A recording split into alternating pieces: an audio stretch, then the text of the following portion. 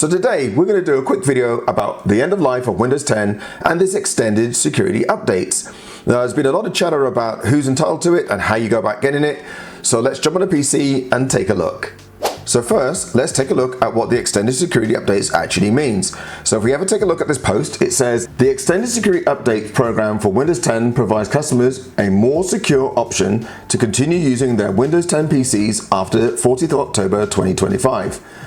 Whilst they transition to Windows 11. It goes on to say, for devices running Windows 10 version 22H2, ESU enrollment does not provide other types of fixes, features, or improvements of the product. So first of all, you've got to have a Windows 10 22H2 version, and it's got to be completely patched and up to date. So that's the first thing it says that you actually have to have. And if you go on, it tells you what you actually need to be entitled to use it. So if we read on, it says to enroll in the consumer Windows 10 ESU program, make sure your device meets the following requirements. Devices need to be running Windows 10 version 22H2, either Home, Pro, Pro Education, or Workstation editions.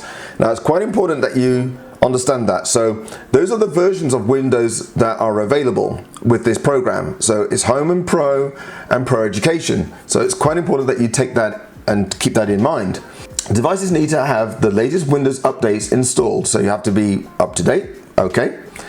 You now need to have the Microsoft account used to sign into your device must be administrator account. So you must have a Microsoft account with administrator control, and you can't have Microsoft account that is a child account. So okay, so you can't have a child account and you've got to have administrator control over that device. The consumer ESU program can't be used in commercial scenarios, and enrollment won't be offered for devices that are in kiosk mode and devices joined to Active Directory domain or Microsoft Entra. So what that basically means is if you're an organization running Windows 10 on your network, you cannot upgrade with this ESU. And if you look quite carefully, if we go back to the top, it says quite clearly consumer. So this is for the consumer market, even though if we go back down, it does say quite clearly that you can have Pro. So you can have Windows Pro, but if you're using it in a business environment, you will not be able to take advantage of this service. So this is strictly tailored or targeting consumer users and not business users. Now if we read on, we can see it says how much does Windows 10 ESU cost, and you've got these options down here. It says at no additional cost if you're syncing your PC settings. So what that basically means that if your machine is using your Microsoft account, so you need to have a Microsoft account and you are backing up your system, that's your system settings, etc., using the sync function on Windows 10, then you can take advantage of this service. But what that actually means is that you have to have a Microsoft account. So if you're using a local account, you're not going to be able to take advantage of this service. So if you're using a local account, it's not going to work. You have to have a Microsoft online account in order to use this service. It goes on to say that you can also redeem 1,000 Microsoft reward points. This is something to do again for consumers. So if you're using an Xbox or using Microsoft Edge, you'll get points for using and searching on Edge or playing games on your Xbox. You'll get these points. So you need to redeem 1,000 Microsoft reward points or a one-time purchase of $30. So in a nutshell, one way or the other, you're gonna have to pay for this support service. So if you're playing an Xbox, you probably have an Xbox subscription, therefore you're paying for the subscription. If you've got an online account, unless you're taking advantage of the free Microsoft account services, the chances are you're paying for your Microsoft 365 family or personal, so you're still paying for the service, or you pay $30. So in a nutshell, you're basically going to end up paying for the service. If you wanted to extend the support, you're still going to end up paying for the service. Okay, so we go on, it talks about how you go about getting it. So the process of going about getting your extended support is, again, you have to make sure that your PC is fully patched on version 22H2. When you do that, you'll see a page come up which will allow you to enroll. And you'll see a button on the screen like you see here. You'll see a link on the screen that says you can go ahead and enroll. You can click that link and start the process. Now that's very, very good. I think that's fair enough, if that's what you want to do. But let's have a look at this now from a different point of view. If you are prepared to go through all of that just to extend the life of something that is effectively end of life, then you have to ask yourself, what are you doing? Why would you do that? Why would you go through all that rigmarole in order to extend the life of something that's already dead? Now, we get this a lot with customers, and customers ask us, well, can I not, if I just extend the life, Rob, that's fine.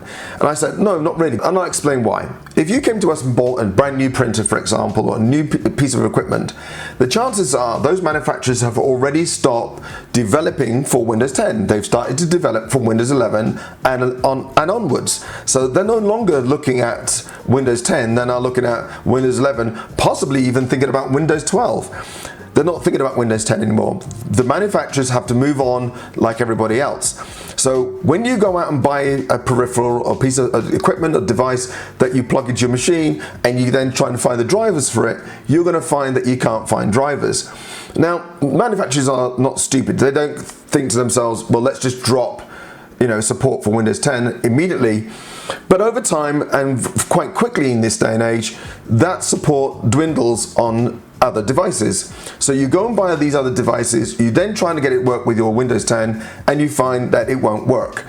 Then you are in a situation where you have no choice but to go and get your machine upgraded, and you could have just done that in the first place.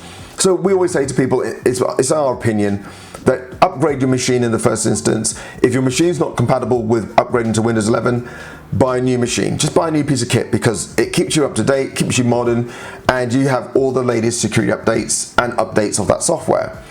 So in summary, what do we think about this Microsoft ESU? Well, again, if people are in a situation where they have effectively no choice but to extend the life of their support, fair enough, go ahead and go through the process. We don't think that's really worth it. We don't think that's an advantage. We don't think that's a good idea, because at the end of the day, Microsoft are finishing support. They're only giving you this extended support for a year, so it only lasts you for a year, and come October 2026, you're going to be doing this all over again. You're going to be going through the process of replacing your computer.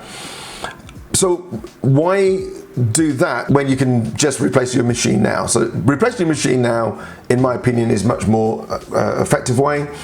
And if you absolutely think to yourself, well, do you know, Microsoft, you've pulled a bit of a fast one here, and I don't even know why I'm doing this at all, then go and move to a Mac or Linux.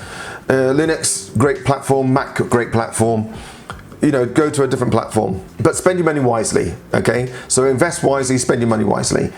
If you want to stick with Microsoft, my advice would be get a brand new machine, update your laptop, update your PC, get a brand new one, keep yourself up to date. So hopefully you found that information useful. We'll put links to all these articles on the description down below. My name's Rob from RLS Computer Services. I hope you've enjoyed this video, and I'll catch you in the next one. Thanks for watching.